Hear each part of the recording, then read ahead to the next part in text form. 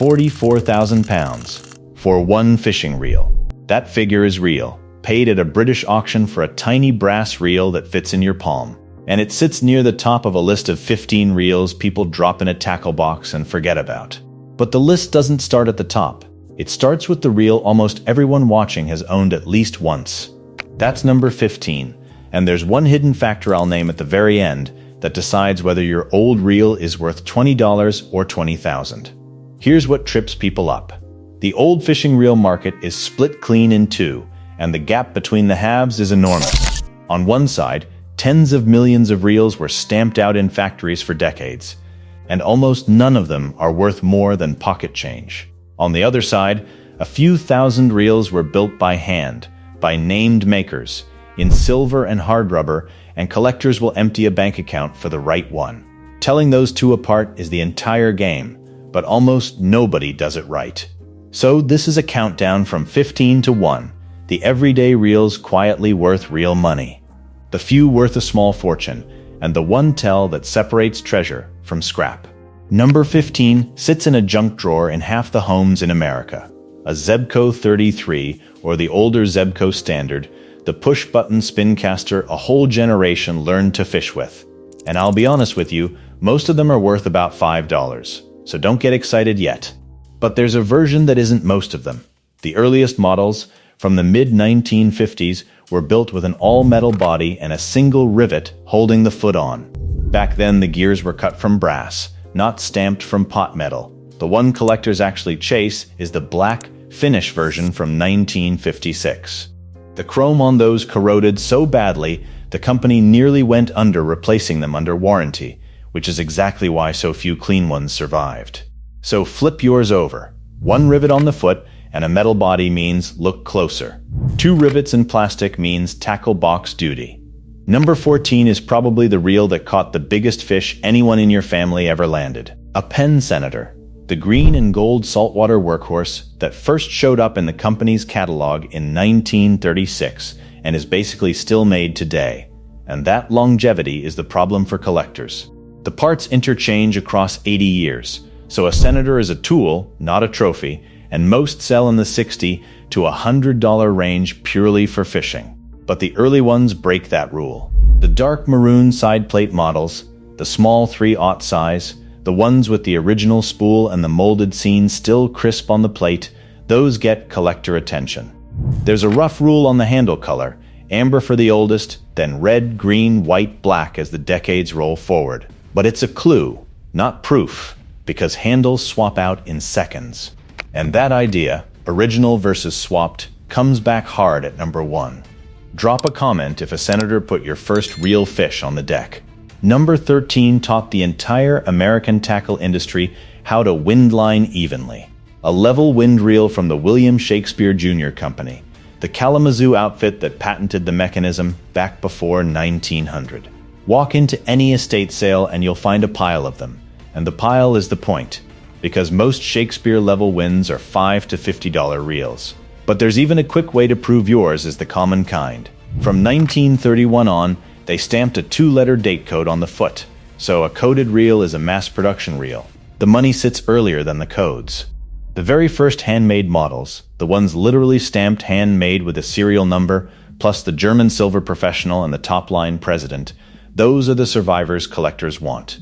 Look for blood-red jeweled caps on the end plates, and that hand-made stamp. No code, jeweled caps, serial number, now you've got something. Number 12 is the reel that puts spinning gear in every American hand, and it's the best example on this whole list of why old does not mean valuable. A Mitchell 300, made in France by a firm called Carpano & Pons, the open-face spinning reel your dad probably still has bolted to a rod in the garage. And the production numbers are staggering. They built the 10 millionth one by 1966, around 12,000 reels a day by 1970, and close to 30 million in total. So no, the one in your garage is not rare, it's about a $25 reel. But the very first version is a different animal. It had a rosewood knob, a round anti-reverse switch, and a half bail instead of a full one.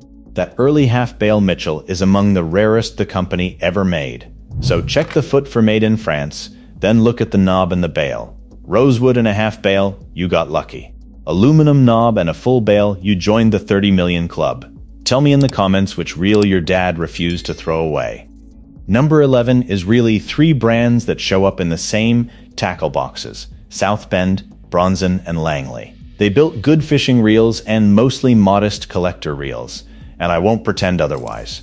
The man who literally wrote the reference book on this says only the very earliest Southbend models carry real value, and that Bronson built low to mid-priced reels that kept little of it. But there's a sleeper hiding in the Bronson name. A designer named Coxe built genuinely high-end big-game trolling reels, patented his Star Drag back in the 1920s, and Bronson bought his operation in 1934. So a reel stamped Coxe, or Coxe-Bronson, is not the same animal as a $5 Bronson casting reel. And the earliest German silver Southbend, the jeweled number 1131, was actually built by Shakespeare. Which is the thread running through this entire list? The name on the reel is often not the hand that made it. Hold on to that, because it pays off again before we're done. Number 10 is the reel a lot of people think is their retirement fund, and usually it isn't.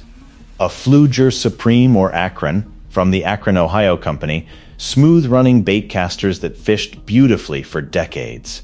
And the everyday ones run $5 to $50, same as the rest of the factory pack. But Pflueger is the one brand where the box changes everything, more than almost any other maker.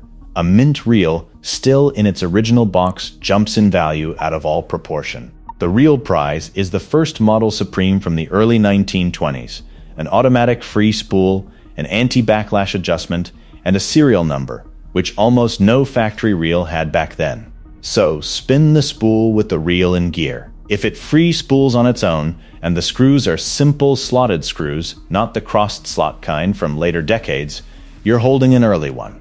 And if it's got its box and papers, you're holding real money. That box detail returns at number 2, and it's bigger than you'd think. Number 9 comes with a warning, because this is where people get fooled. The Hedden name out of Dowagiac, Michigan, is famous for prices that make collectors gasp. 4 figures, 5 figures, even 6. But those numbers are for Hedden lures, the hand-carved wooden baits, not for Hedden reels. The reels are a quieter story, and a genuinely interesting one. When Hedden decided to build reels around 1917, they hired a man named William Carter, and later a man named Jack Welch. Remember those two names. Both came straight out of the BF, Meek and Sons shop, the legendary Kentucky reel makers. So the best Hedden reels, the full jeweled tournament models with sapphire bearings and aluminum spools, are really Kentucky craftsmanship wearing a Michigan badge. Those early Carter and Welch reels are the collectible ones, worth into the hundreds and up. But the later models are modest. And that Kentucky connection I just planted, it detonates at number 4. Number 8 is a name most people have never heard, which is exactly why it slips through estate sales for nothing. The maker is Meisselbach, a Newark, New Jersey shop that was building take-apart and tri-part casting reels before 1910. The common nickel-plated ones are $20 to $60 reels, easy to overlook. But the German silver versions, the free spool take-apart deluxe with sapphire jeweled bearings, those are scarce and quietly sought after. The tell is in the name itself, stamped right on the reel, talk-apart or tri-part, plus a stack of patent dates on the tail plate. If the body is heavy German silver instead of thin-plated brass, you're in the good version. And if you've made it this far, you already know this channel isn't here to tell you what to buy, it's here to show you what the badge is hiding. So subscribe, and the next tier down finds you on its own. Number 7 is where the money turns serious, and where a plain-looking brass reel can stop your heart. These are the antique fly and raised pillar reels, all brass or German silver, made before 1920. And a common unmarked one is a $50 to $150 item, pretty but ordinary. But a marked maker changes the entire picture. A Philbrook and Payne raised pillar fly reel, one of the earliest great American fly reels, sold for $15,000 at a major tackle auction. $15,000 for brass. Here's the part that catches people. Some of the most valuable old reels carry a brand name that wasn't the maker at all. A reel stamped Cosmic, for example, was often actually built by Julius Vom Hofe and others, then badged for a sporting goods house. So the stamp you're reading might be hiding a far more important name underneath. Remember Vom Hofe. I personally think that name is the most important one on this entire list, and it's about to run the top 3. Number 6 is the one that turns ordinary garages into gold mines, because so many of these cross the Atlantic. A first-generation Ambassadeur 5000, the round red bait caster from Sweden that changed casting forever. The later ones are everywhere and worth almost nothing, $10 or $20 on a good day. But the earliest ones are a completely different story. The very first, the record Ambassadeur 5000 Mods G, has sold in mint condition for thousands. And there's a British quirk that created a true rarity. British anglers refused a red reel by their salmon rivers. The idea offended them, so the company kept making a black version just for that market. A clean early black record can bring $4,000 to $6,000. So flip it over and read the foot. Made in Sweden, plus a little fish-shaped record logo on the foot, and no serial number on the earliest examples. Red is common. Black, with that fish on the foot, is the lottery ticket. Honestly, this is the one I'd drive to a flea market for tomorrow morning. And the same eye that reads a reel before you pay, reads a used boat before you pay. That gap is why I built the bilge files. Number 5 is the reel from the very first line of this video, the one that sold for £44,000. The maker is Hardy, of Alnwick, England, and their reel called the Perfect is the most famous fly reel ever built. That record price was for a tiny 2¼ all brass Perfect, one of only a handful known to exist. But most Perfects aren't that. A typical 1920s or 1930s example runs a few $100s, still real money for something sitting in a drawer. And Hardy made several legends. The Boogle, a featherweight Perfect, and the Cascapedia, a salmon reel so rare the company built only about 113 of them ever. A single 4/0 Cascapedia has sold for the price of a new car in England. But here's a trap that catches even experienced sellers. Hardy made a Cascapedia, and so did Vom Hofe, 2 different reels sharing one borrowed name. The eye-watering Cascapedia auction records belong to Hardy, not the other one. The tell on a real Hardy is the rod-in-hand trademark and the straight-line Perfect stamp on the face, and dating the check mechanism pins the year. Number 4 is where this whole story actually begins, and where the name I planted at number 9 finally pays off. The Kentucky Reels, made by hand by names like Meek, Milam, Talbot, and Snyder. A watchmaker named George Snyder built the first American multiplying reel in Frankfort, Kentucky, around 1810 to 1821. The craft that grew off his bench set the standard for a century. Remember Carter and Welch, the men who built Hedden's best reels? They came from this exact world, the Meek and Sons shop. So Hedden's Michigan tournament reels were really Kentucky genius that walked north. A signed number 1 German silver Meek and Milam can carry an auction estimate near $3,000, and the finest pre-war Kentucky reels have crossed $5,000. But here's the detail that tells you everything about who owned these. An 1860 Milam brass reel cost $13, a full month's pay for a Union soldier. These were the tackle of presidents and senators.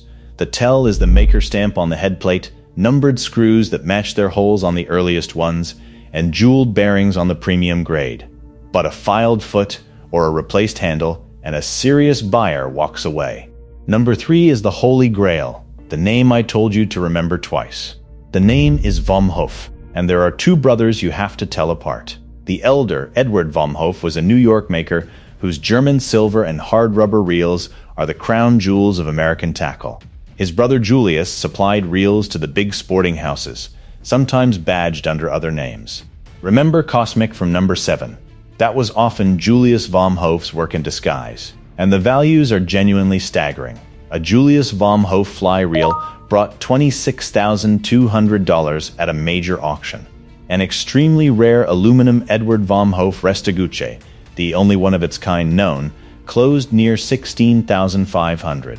But here's the twist nobody expects. The giant big game reels are not the top prize. Collectors pay the most for the smallest fly and salmon reels. The tell is the maker stamp, usually on a sliding oil port cap or the head plate, reading Edward Vom Hofe, maker, New York, with a patent date. Edward is the celebrated name. Julius is often the bargain hiding in plain sight. But either brother, if it's real and original, is a four-figure reel at the floor. Number 2 isn't a brand at all. It's a multiplier that can outweigh the reel itself. The original box, the papers, the little wrench, the oil bottle, the spare parts tube. On a rare reel it matters, but on a common reel it's transformational. A loose everyday Abu 5000 might bring $10 or $20. Yet the same reel, complete in its correct box with all its paperwork, has sold for the better part of $800. That's not a small bump. That's 20 times the money for the same reel, because the cardboard survived when almost no cardboard did. The rule holds across the board. A mint reel with its box and papers consistently outsells the bare reel. And on some brands, the premium is enormous. But one warning, the box has to match. A right reel in the wrong box fools nobody who knows. So before you toss that ugly old box in the garage, understand it might be worth more than the reel sitting inside it. And that brings us to number 1, the single factor that overrides everything I've said for the last 20 minutes. Number 1 is the hidden factor I promised in the first 30 seconds, and it's not a brand, a model, or a year. It's originality. Collectors don't just pay for the right reel, they pay for the untouched reel, every part the way it left the workshop. A replaced spool, a swapped handle, a repaint, a replated finish, even an over-polished one. And the value can collapse by most of what it was worth on the exact same reel. The man who wrote the grading Bible for these scores the looks and the mechanics separately. The top grade demands an unaltered foot, intact plating, no corrosion, no chips, and all original parts. That's why a worn but honest reel beats a shiny restored one every single time. So here's what actually puts money in your pocket. Don't polish it. Don't fix it. Don't swap a single screw. Match the patina across every part, confirm the foot is full length and never filed, and check the spool and handle were born with the reel. The badge tells you which door to knock on, but originality is what's waiting behind it. The point was never to convince you every old reel is a jackpot, because most of them honestly aren't. The point is that you can now walk a flea market table and read what everyone else strolls right past. You can tell the 30 million club reel from the one of a handful reel. You can spot the maker stamp, the filed foot, the wrong box, the swapped spool. And yes, I know I just spent 20 minutes telling you your reels are probably worthless, then telling you to go check every one of them anyway. But that knowledge is the real treasure, and unlike the reels, nobody can swap it out from under you. One thing before you go. Nobody pays this channel to point at a brand. No sponsors, no dealer deals. That's why the Bilge Files exists. The pre-purchase inspection checklist puts that same eye on a used boat catching a soft transom before it catches you. I missed one once, and it cost me. You got today's answer free either way. Scan the code or grab the link below. It's $19.99. One time. Next time someone tells you Grandpa's old reel is junk, you'll know whether they're right or whether they just handed you a month's pay. 2 videos are sitting on your screen right now, both worth your time. YouTube thinks you'll like this video, so click it. And if you made it to the end, subscribe,